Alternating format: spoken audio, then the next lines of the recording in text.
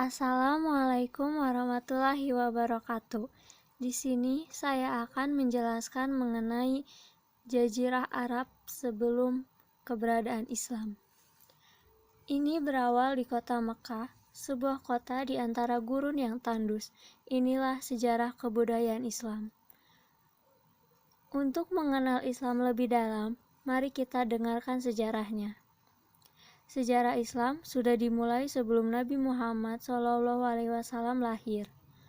Mari kita berkunjung ke Jazirah Arab sebelum tahun gajah. Islam dimulai dari sini, tepatnya di Jazirah Arab.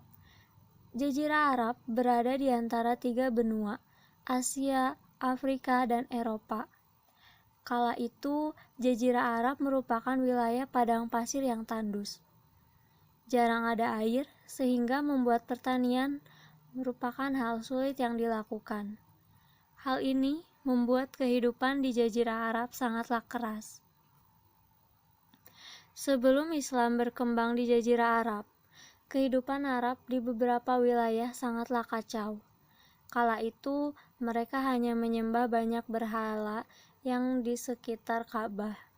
Tentunya berhala-berhala itu adalah patung yang mereka buat sendiri. Mereka juga tidak memiliki aturan hidup yang baik dan hanya mengikuti adat istiadat yang telah nenek moyang mereka turunkan. Oleh karena itu, zaman ini disebut dengan zaman jahiliyah, yang artinya zaman kebodohan. Bangsa Arab kala itu terdiri dari 3 bangsa besar. Yang pertama, bangsa Al-Baidah, yang merupakan bangsa bagi kaum Ad dan Samud. Bangsa ini terkenal dengan kehidupan mereka dengan cara membuat bangunan-bangunan dari dinding-dinding tebing. Namun, kini bangsa Al-Baidah telah punah. Yang kedua, ada bangsa Al-Aribah, yang merupakan bangsa keturunan dari Nabi Hud. Bangsa ini asli berasal di wilayah Jazirah Arab. Yang ketiga, merupakan bangsa pendatang. Bangsa ini disebut dengan bangsa Mustaribah, yang merupakan keturunan Nabi Ismail. Dalam bangsa Mustaribah terdiri atas kabilah-kabilah atau kelompok. Kabilah yang terkenal contohnya adalah Quraisy. Kabilah di mana Nabi Muhammad SAW dilahirkan. Seperti yang kita tahu, bangsa Arab merupakan bangsa di wilayah gurun. Hal ini mempengaruhi kehidupan sosial bangsa Arab. Kala itu, bangsa Arab mempunyai watak keras. Mereka suka berkelahi, meskipun karena hal-hal yang kecil. Suka minum-minum keras, hidup boros, foya-foya dengan judi. Mereka bahkan mengubur bayi perempuan yang baru lahir karena menurut mereka memiliki anak perempuan merupakan aib dan harus disembunyikan. Namun demikian, bangsa Arab juga memiliki sikap terpuji seperti pemberani, selalu menepati janji, memiliki tekad yang kuat, dan suka menolong, serta menjaga harga diri sendiri dan kelompoknya. Yang menonjol dari bangsa Arab adalah keseniannya. Bangsa Arab termasuk bangsa dengan rasa cinta akan seni yang tinggi.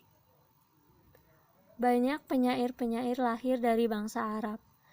Mereka berkumpul di pasar untuk memperdengarkan syairnya.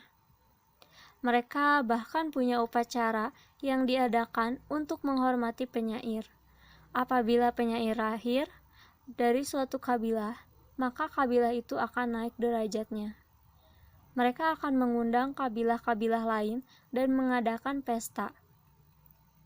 Bangsa Arab kala itu memanglah bukan bangsa yang besar seperti sekarang. Namun, bangsa Arab sangat berpengaruh pada wilayah Jazirah Arab dan sekitarnya.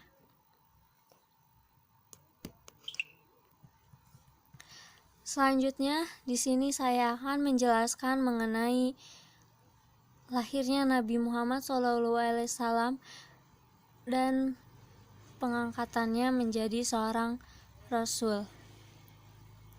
Lahirnya Nabi Muhammad SAW ke permukaan bumi bertepatan pada hari Senin 12 Rabiul Awal tahun Fil atau 20 April 571 Masehi di kota Mekah. Ibunya bernama Siti Aminah dan ayahnya bernama Abdullah bin Abdul Muthalib. Keturunan dari suku Arab Quraisy. Tahun kelahiran Nabi Muhammad disebut tahun Fil atau tahun gajah karena pada tahun tersebut bersamaan dengan datangnya pasukan Abraha dari negeri Habsyi menuju Yaman yang mengendarai gajah untuk merusak dan menghancurkan Ka'bah. Maka di tengah perjalanan mereka dibinasakan oleh Allah dengan diperintahkan burung-burung yang membawa batu-batu kecil untuk membinasakan Abraha dan pasukannya. Sebagaimana firman Allah dalam Quran surat Al-Fil ayat 1-5. Di masa kecil Nabi Muhammad SAW bekerja sebagai seorang pengembala kambing dengan teman-temannya. Hampir setiap hari beliau mengembala kambing-kambingnya dari suatu tempat ke tempat lainnya. Itu mengingat karena kehidupan beliau sejak 3 bulan dalam kandungan, ayahnya Abdullah meninggal seketika saat berdagang ke negeri Syam. Ketika Nabi berumur 6 tahun, ibunya meninggal. Kemudian beliau hidup bersama pamannya Abu Thalib, ikut berdagang, dan begitulah seterusnya kehidupan beliau yang amat sederhana sampai menikah dengan Siti Khadijah. Kelahiran Nabi Muhammad membawa perubahan dunia, terutama pada bangsa Arab jahiliyah, baik di bidang keagamaan, politik, ekonomi, sosial budaya, dan sebagainya. Karena sifat dan perilaku yang dimiliki oleh Nabi telah membawa cahaya baru seperti sifat jujur, dapat dipercaya, berani menegakkan kebenaran, adil dan bijaksana, sopan, rendah diri, berbudi mulia, dan sebagainya. Hal ini menunjukkan bahwa kelahiran beliau telah membawa suatu cahaya Islam dan sekaligus sebagai suri teladan yang baik.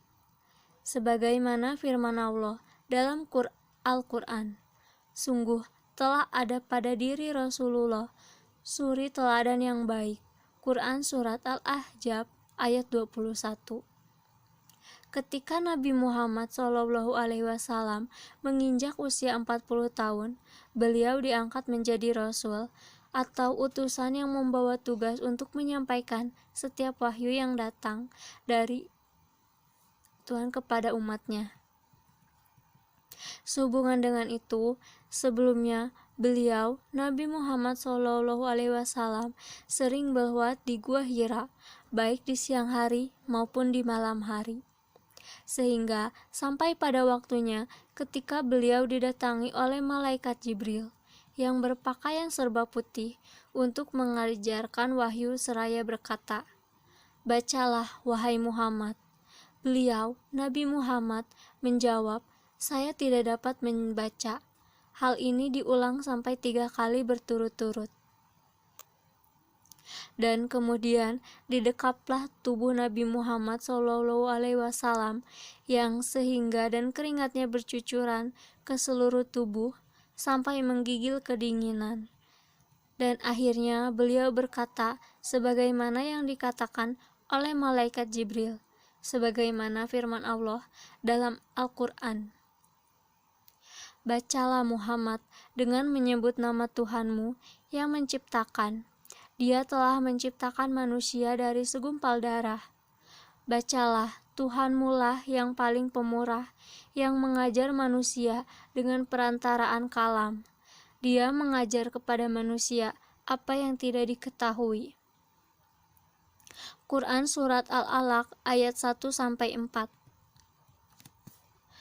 Itu merupakan wahyu pertama yang diterima oleh Nabi Muhammad SAW.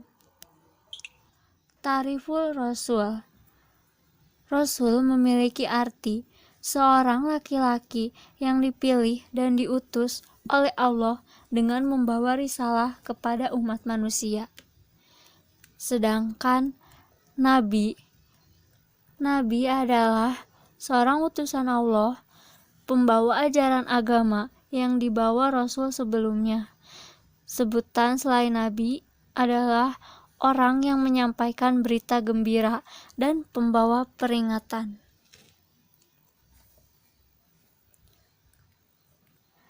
Ada dua kata kunci untuk memahami definisi ar-rasul, yaitu yang pertama, hamilur risalah, membawa dan menyampaikan risalah.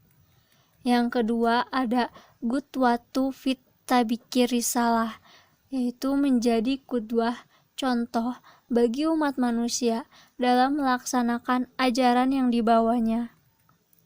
Perbedaan Nabi dan Rasul terletak pada jika Nabi tidak diperingatkan untuk menyampaikan wahyu yang diterima pada umatnya, sedangkan Rasul menerima wahyu untuk dirinya sendiri dan wajib disampaikan kepada kaumnya.